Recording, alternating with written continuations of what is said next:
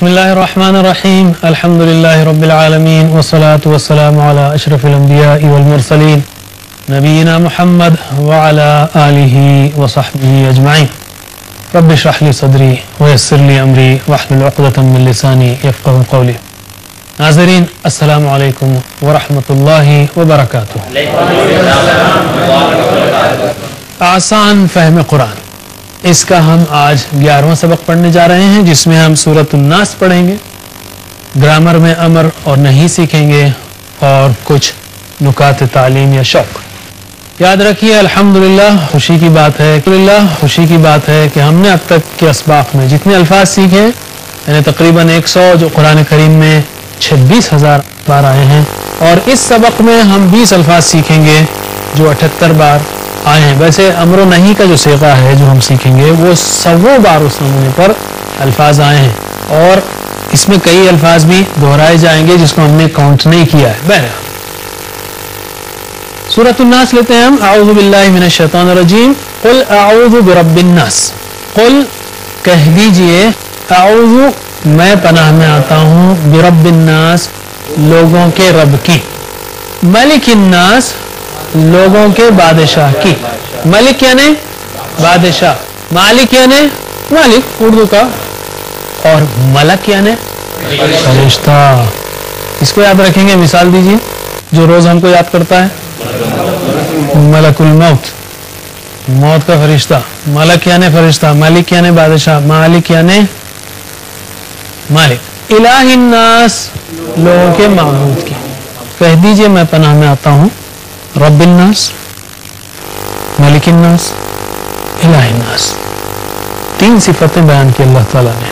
اور میں نے اس سے پہلے کہا جیسے ہمارے لوگوں میں کہ جب بھی آپ قرآن پڑھیں تو یاد رکھیں کہ قرآن کریم سے ہمارا تعلق راست ہے. اللہ تعالیٰ ڈائریکٹ بات کر رہا ہے ہم سے، شخصی ہے، میرے لیے طے شدہ ہے. آج جو ہو رہا ہے پہلے سے میرے مقدر میں لکھ دیا گیا تھا اور متعلق ہے. آج کیوں کہہ رہا ہے اللہ تعالیٰ میں پوچھوں اس بات کو؟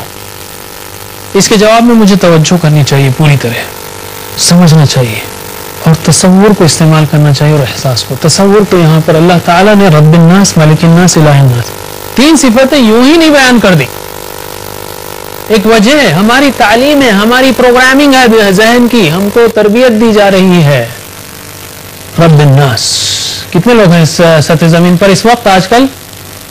آلموسٹ 800-700 کروڑ، جو بھی ہو، 700-800 600 کروڑ.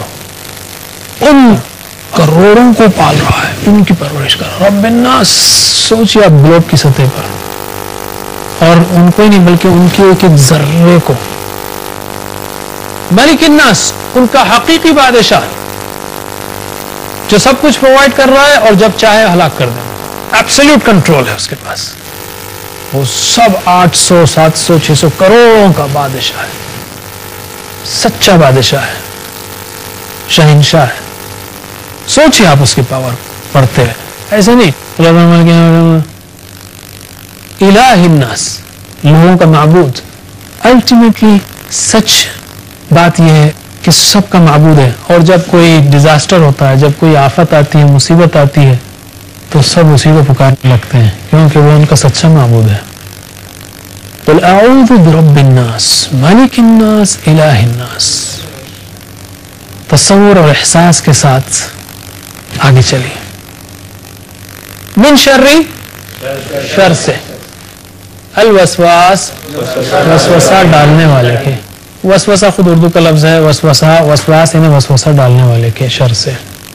الخناس پیچھے ہٹ جانے والے کے شر سے. شیطان کی 2 حالتیں ہیں، یاد رکھیے. شیطان ہمیشہ 2 حالتوں میں سے ایک میں ہوتا ہے. یا تو وسوسہ ڈالتا ہے، انسان غافل ہو، اور اگر انسان یاد کرے اللہ تعالیٰ کو پیچھے ہٹ جاتا ہے. وسواس خناس، وسواس خناس، وسواس خناس. کیونکہ اس نے عہد کیا ہوا ہے، اللہ تعالیٰ کے سامنے چیلنج دیا ہوا ہے کہ میں یہ ثابت کر کے رہوں گا اے اللہ کہ یہ تو نے بنی آدم کو جو فضیلت دی ہے، یا آدم کو جو فضیلت دی ہے، اس کی اولاد یہ ہرگز تیرا شکر گزار نہیں ہوگی.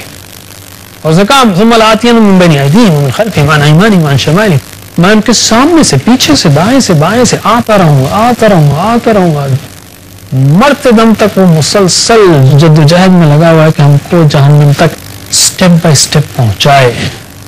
وسواس الخناس. وسوسہ پہلا سٹیپ ہے عمل کا. وسوسے کو اگر وہ اس میں کامیاب ہو جائے تو نیت میں تبدیل ہو جاتا ہے. نیت اگر مضبوط ہو جائے تو عمل میں، اور عمل بار بار ہونے لگے تو پھر وہ شخص شیطان کا ایجنٹ بن جاتا ہے، پھر دوسروں کو بھی وہ بہکاتا ہے. یہی ہے من الجنت والناس، لوگوں میں سے بھی ہوتا ہے شیطان، ایک وہ شیطانی ایجنٹ. من شر الوسواس الخناس، شر سے وسوسہ ڈالنے والے، پیچھے ہٹ جانے والے کے. الذی، جو یوسوس، وسوسہ ڈالتا ہے. فی یعنی میں، صدور الناس، صدر یعنی سینہ، صدور اس کی جمع ہے. صدور الناس لوگوں کے سینوں میں، جو وسوسہ ڈالتا ہے لوگوں کے سینوں میں.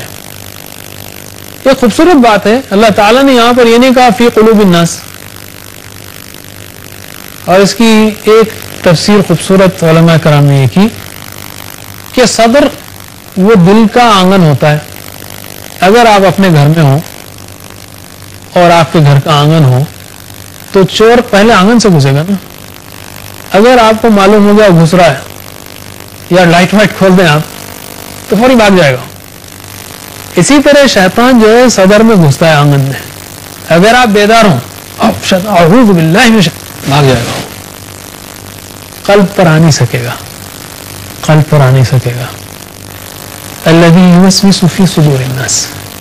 اور قرآن کیا ہے؟ اللہ تعالیٰ نے فرمایا قرآن شفاء لما فی الصدور یا ایھا الناس قد جاءتکم موعظۃ من ربکم وشفاء لما فی الصدور. اس صدر میں جو اٹیک کرتا ہے وہ شیطان ہے، اور اس کے اٹیک کرنے سے جو دل خراب ہو جاتا ہے، زنگ آلود ہو جاتا ہے یا کالا بن جاتا ہے، اس کا علاج اللہ تعالیٰ نے کہا قرآن ہے. تو اللہ تعالیٰ نے کہا اس سے بہتر فارمولا آپ کچھ دے سکتے ہیں؟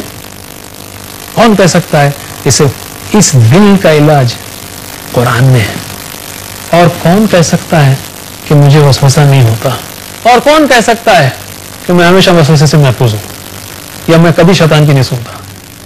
ہم سب بنی آدم ہیں، ہم سب خطا کار ہیں، ہم سب توبہ کرنا چاہتے ہیں اور اپنے دل کو دھونا بھی چاہتے ہیں. قرآن پڑھیے، سمجھ کر پڑھیے، تاکہ شیطان کے جو شبہات اور شہوات ہیں دونوں طرح سے اٹیک کرتا ہے، دونوں کا علاج ہو جو کہ قرآن کریم بہترین انداز میں کرتا ہے. شبہات کا علاج اور شہوات کا علاج، خواہشات کا. الذی یوسوس فی صدور الناس، وہ جو وسوسہ ڈالتا ہے لوگوں کے سینوں میں، دلوں میں.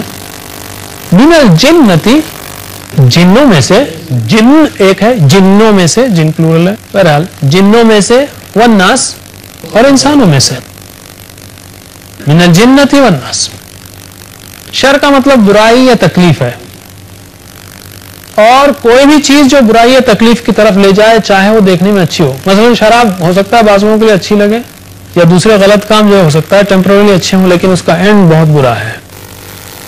تو شر برائی یا تکلیف یا وہ چیز جو اس طرف لے جائے. اور وسواس اور خناس تو آپ جان گئے.